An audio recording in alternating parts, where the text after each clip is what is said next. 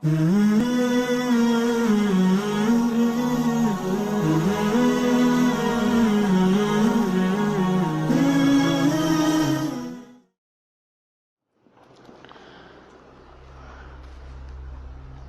pemirsa yang dirahmati Allah, alhamdulillah dalam kesempatan yang baik ini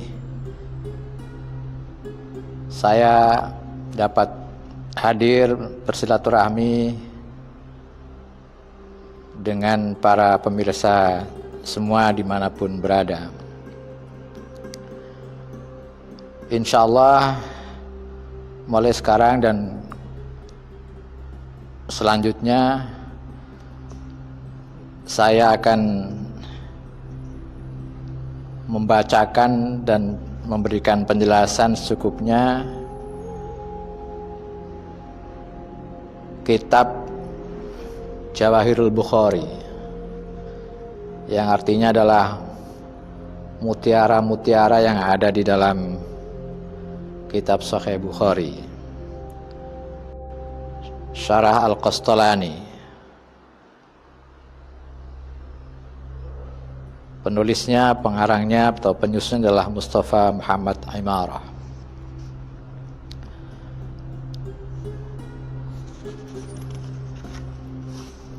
Bismillahirrahmanirrahim. Dengan menyebut nama Allah.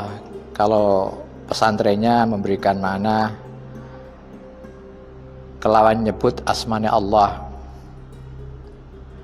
Ar-Rahmani zat kang welas asih dalam dunya lan akhirat. Ar-Rahimi zat kang welas asih ing dalam akhirat bloko. Pemaknaan seperti ini yang lazim disampaikan oleh para kiai di pesantren sungguh lebih lengkap dibanding dengan penterjemahan yang sering kita dengar dan kita juga ikuti, yaitu dengan menyebut nama Allah yang Maha Pengasih lagi Maha Penyayang. Tentu saja hal itu bisa saja, akan tapi kita tidak bisa merasakan perbedaan antara sifat Allah Ar-Rahman dan Ar-Rahim.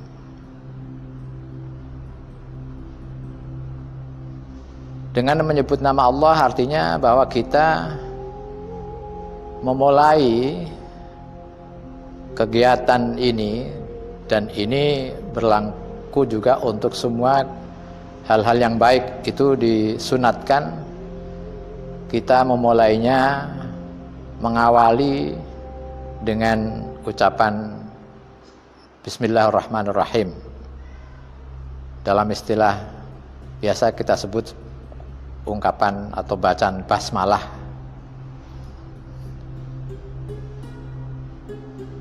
Kalau pesantren, masalah pesantren memberikan makna kelawan nyebut asmana Allah. Ar-Rahmani zat kang welas asih dalam dunya lan akhirat. Ar-Rahimi zat kang welas asih dalam akhirat bloko. Ini sungguh merupakan pemaknaan yang sangat komprehensif,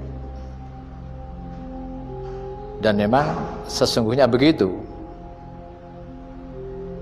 Beda dengan pemaknaan yang lazim kita gunakan, kita dengar juga dalam bahasa Indonesia dengan menyebut nama Allah yang Maha Pengasih lagi Maha Penyayang.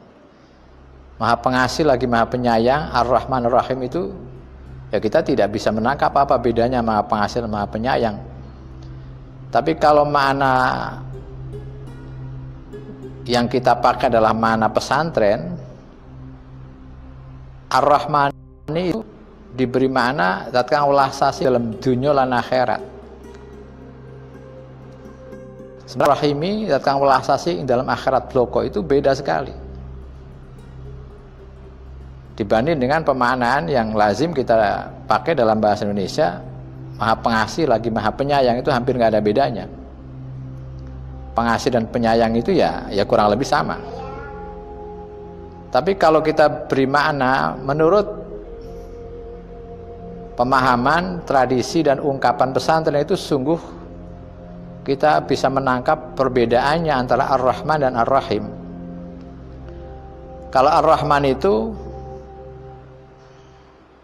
menunjukkan sifat rahmat Allah, kasih Allah yang mengcover, meliputi segenap makhluknya,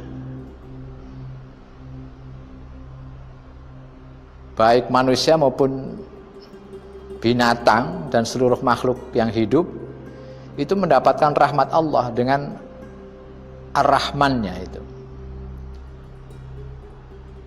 Dan manusia yang dirahmati oleh Allah melalui Rahmannya itu tidak pandang bulu apapun agamanya, keimanannya, bangsanya, sukunya, itu semuanya dapat. Itu ketika dirujukan kepada Ar-Rahman. Bayangkan bahwa tidak mungkin makhluk, terutama makhluk hidup seperti manusia, binatang, bisa bertahan dan berkembang mulai lahir dari kandungan ibunya sampai besar, tua dan mati lagi tanpa ada dukungan kasih sayang dari Tuhan yang luar biasa. Kalau manusia kita semua tahu begitu lahir, bayi, orang Jawa menyebutnya itu kan tidak punya kemampuan apapun sampai sekitar umur setahun atau lebih. Itu sepenuhnya bergantung kepada kasih sayang pihak lain, orang tua terutama. Dan dibalik kasih sayang orang tua tentu saja adalah kasih sayang Allah. Sementara kalau binatang begitu lahir, mulai dari binatang paling sederhana seperti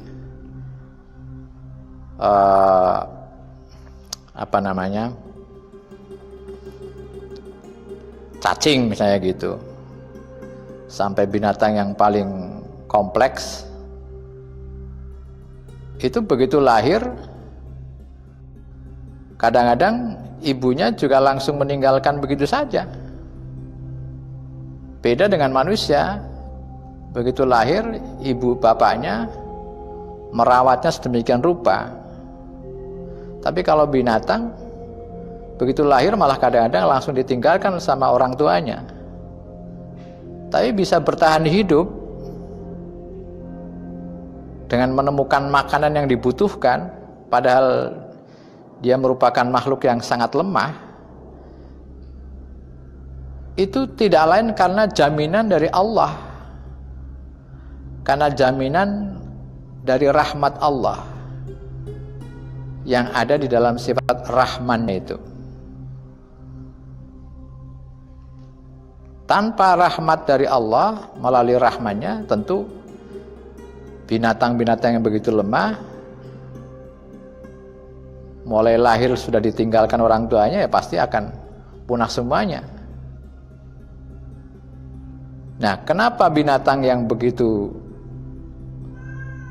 tidak sesempurna manusia, tidak punya akal,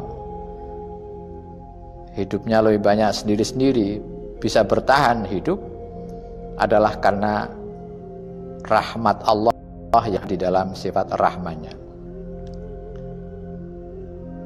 Begitu juga manusia,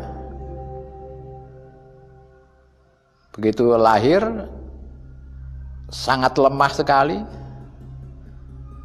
boro-boro bekerja cari makan, memasukkan air ke mulutnya aja tidak bisa. Memasukkan makan ke mulutnya juga belum bisa. Nah, dengan rahman Allah itulah Tuhan menggerakkan terutama ibu bapaknya anak yang baru lahir itu untuk menjamin kehidupan mereka. Jadi sesungguhnya semua rahmat yang dinikmati oleh makhluk ini asal muasalnya sumbernya adalah rahman Allah. Baik melalui lingkungannya maupun melalui orang tua dan juga masyarakat sekitarnya. Itu adalah ekspresi dari rahman Allah. La rahmat yang dianugerahkan Allah melalui sifat rahmannya ini sungguh universal, inklusif, tidak pandang dia itu siapa. Bahkan terkait dengan manusia, melalui rahmannya itu Allah memberikan rahmat kepada orang yang mukmin maupun orang yang kafir. Jadi dengan rahman Allah itu rahmat dilimpahkan kepada seluruh makhluknya, makhluk Allah tanpa membedakan apakah dia itu manusia beriman maupun tidak. Juga apakah dia manusia beragama A atau beragama B atau C. Semuanya diperlakukan sama oleh Allah melalui rahmannya itu. Orang yang terlahir di bumi ini bertumbuh menjadi anak manusia itu tunduk kepada hukum Allah, sunatullah yang bersifat universal dan inklusif. Iman di situ belum dipertimbangkan. Parameternya adalah hal-hal yang objektif aja. Manusia siapapun dia, sukunya apa, bangsanya apa, bahasanya apa, agamanya apa, keyakinannya apa, partainya apa, asal mereka jujur dan profesional dan kerja keras, itu hampir pasti sukses. Apakah dia beragama apa tidak, dan apakah dia beragama A, B, C atau yang lain, asal dia jujur, profesional, bisa dipastikan sukses. Inilah aktualisasi dari rahmat Allah melalui sifat rahmannya yang inklusif.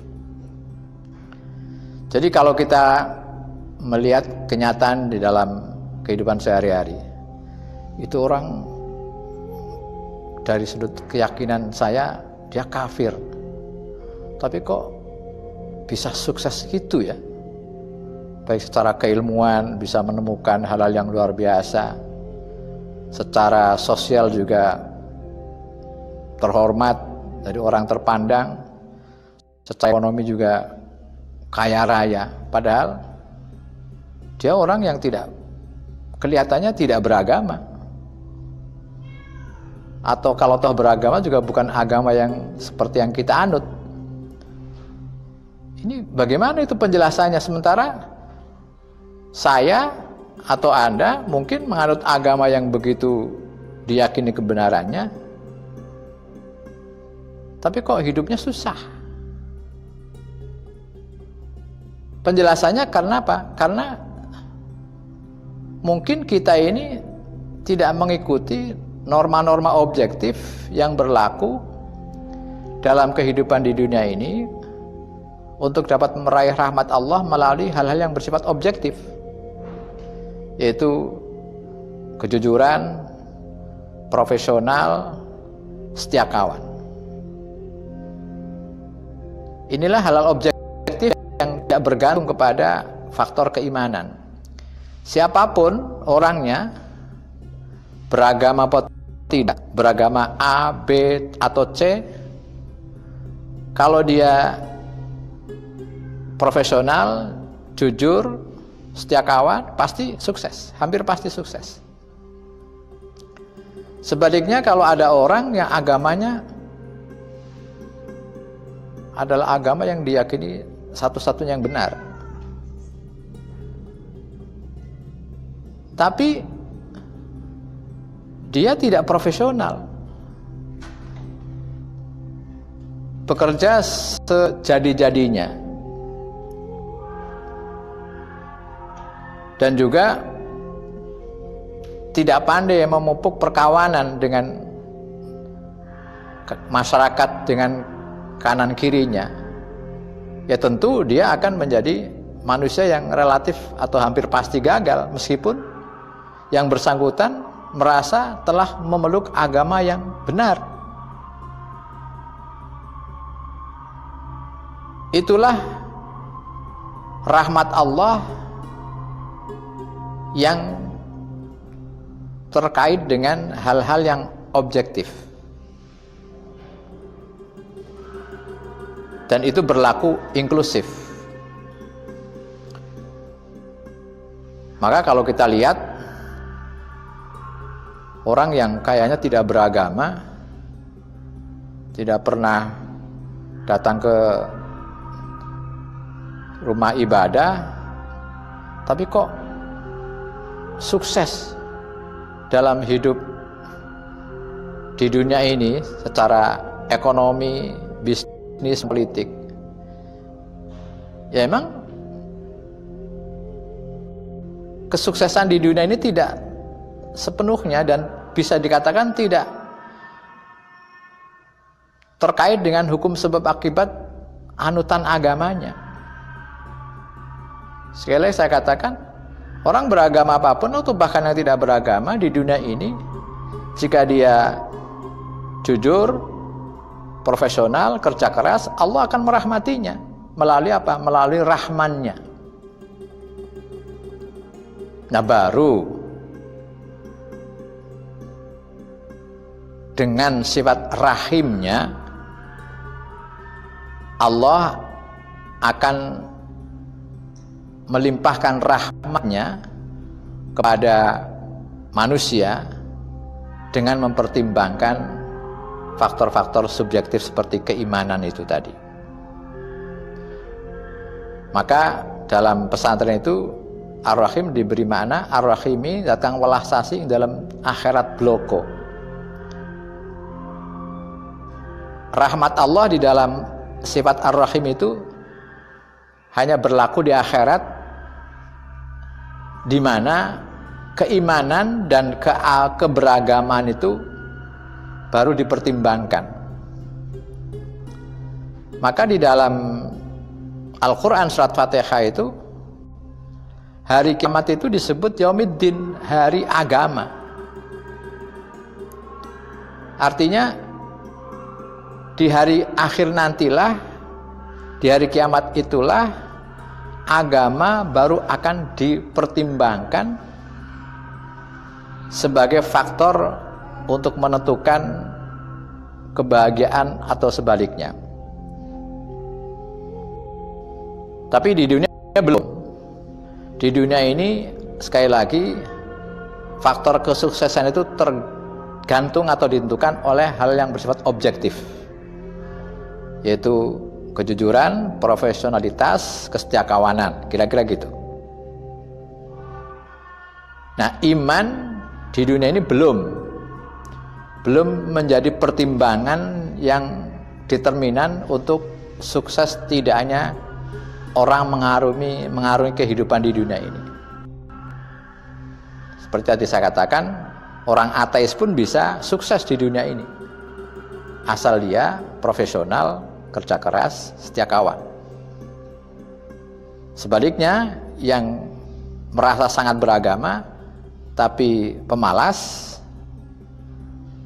tidak jujur, tidak profesional, ya dia akan gagal. Kalau ditanya, kenapa kok Allah tidak memberikan kepada kami yang beragama?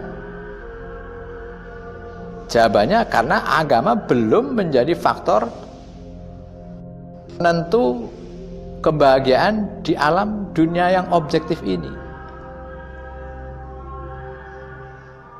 Ya dia punya pengaruh, tapi belum menjadi penentu apakah orang itu sukses atau tidak. Tidak sepenuh, tidak terkait dengan anutan agama atau keimanannya, tapi lebih ditentukan oleh kualitas profesionalitasnya, kesetiakawanannya, dan kejujurannya. Barulah nanti di akhirat, di Yaumiddin, hari agama, orang akan ditentukan nasibnya mempertimbangkan faktor apakah dia orang beragama, beriman, ataukah tidak. Bagi yang beriman dan beramal soleh, berhak mendapatkan kehidupan ukhrawi yang membahagiakan. Sebaliknya, meskipun di dunia sukses karena profesionalitasnya, tapi karena tidak membawa iman, ketika dia meninggal, masuk ke alam akhirat, ya kesuksesan di dunia tidak serta-merta mengikuti dia. Karena apa? Karena syarat yang paling menentukan bagi kebahagiaan ukhrawi adalah keimanannya kepada Tuhan, keberagamannya kepada Tuhan, kesetiaannya kepada Tuhan. Maka Yaumiddin ini yang sering kita beri makna hari kiamat, sesungguhnya secara harfiah Yaumiddin ini adalah hari agama. Artinya itu hari agama, hari di mana agama baru menjadi faktor penentu kebahagiaan seseorang. Dan inti agama adalah keimanan dan amal soleh. Gitu. Jadi kalau kita umat Islam dan kita semua merasakannya, kenapa umat Islam ini kok kelihatannya terpuruk mayoritas itu dalam kehidupan di alam dunia ini, baik secara ekonomi maupun politik juga yang lain. Karena kita umat Islam tidak mengikuti norma yang berlaku untuk meraih kebahagiaan dunia, yaitu ilmu pengetahuan dan profesionalitas. Dan tentu ada kesetiakawanan. Kita hanya mengandalkan keimanan kita. Seolah-olah dengan beriman kita akan sukses duniawinya juga. Nah itu yang keliru. Sukses duniawi itu harus dilain dengan faktor-faktor yang relevan dengan sukses duniawi, yaitu keilmuan yang kokoh, profesionalitas,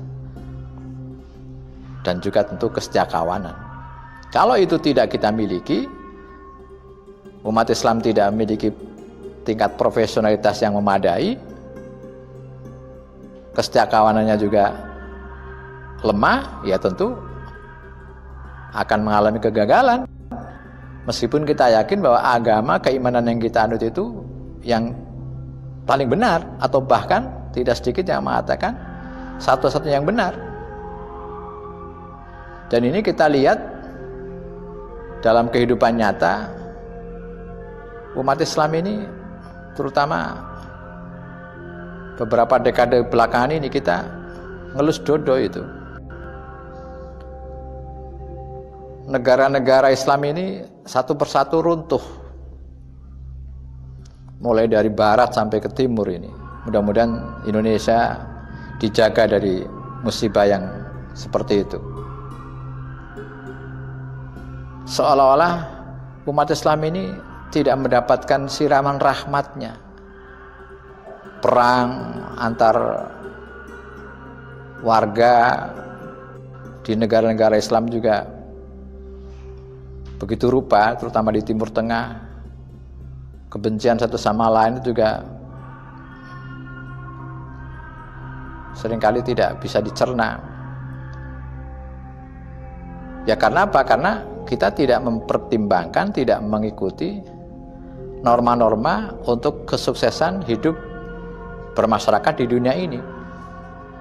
Itu kesetiakawanan, profesionalitas, dan tentu tidak kalah penting adalah kejujuran itu. Saya kira ini penting untuk kita pahami bersama, kita renungkan bersama untuk menjelaskan kenapa umat Islam sebagai khairu ummah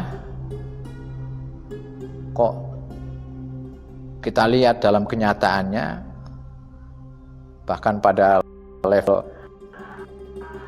ini mulai dari ujung barat sampai ujung timur kok kelihatannya semakin parah, terpuruk, berdarah-darah. Sekali lagi karena kita tidak mengikuti norma dan tuntutan untuk mendapatkan kebahagiaan di dunia ini, yaitu ilmu pengetahuan, profesionalitas, dan kesetiakawanan. Kita menganggap bahwa semua itu bisa diselesaikan dengan ibadah dalam pengertian sempit, yaitu sholat. Ya tentu sholat ada banyak sendiri, tapi bahwa dengan sholat, puasa diharapkan kita bisa menyelesaikan semua masalah sosial, politik, ekonomi, ya tentu tidak tepat, itu salah pikir. Jadi saya kira ini penting untuk kita renungkan bersama untuk menjelaskan sekali lagi kenapa umat Islam sebagai khairu ummah sudah 1,5 milenium ini kok malah kelihatannya semakin tidak jelas, keterpurukan semakin nyata. Satu persatu umat dan negara Islam itu runtuh. Saya kira itu yang bisa saya sampaikan dalam kesempatan yang baik ini. Sekian, assalamualaikum warahmatullahi wabarakatuh.